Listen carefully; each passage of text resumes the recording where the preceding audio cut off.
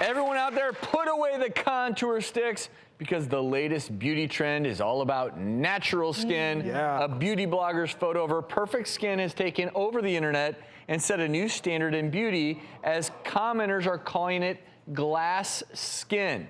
One of the most important steps in achieving glass skin is washing your face before bed, but the days of soap and water, some say, are long gone. So today, we're going to tell you which cleansing trends are worth the buzz and which ones are a complete bust. So first up is powder cleansers. So powders have been around. They've been in makeup regimens for a very long time.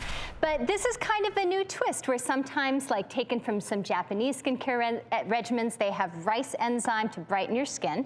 But the idea is you take the powder and you actually will very gradually mix drops of water into it and you use it as an exfoliant. And you can kind of tailor it to how foaming or how thick you want to the degree of exfoliation.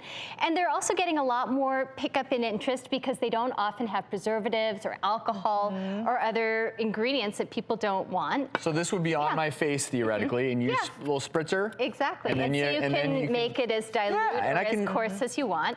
And so it's just a natural cleanser and exfoliant. So this one is definitely getting much more buzz. Buzz! Brewski, what do you got going? We have micellar water. Do you know what micellar water is, young man? Well, I know what micelles are, but I do not know what micellar water micelles, is. that's right. It's micelles. It's balls of oil molecules that are suspended in soft water. How did this concept start? Well, back in the day when plumbing wasn't quite as good as it is now, the water came out very harsh. It was not good on your face. They discovered this in France, and they came up with this idea of micellar water. So it's popular here now, but we don't really have the issue of harsh water like we did years ago. So is this really necessary? I'm not going to drink that water, I can tell you that. It is the bus.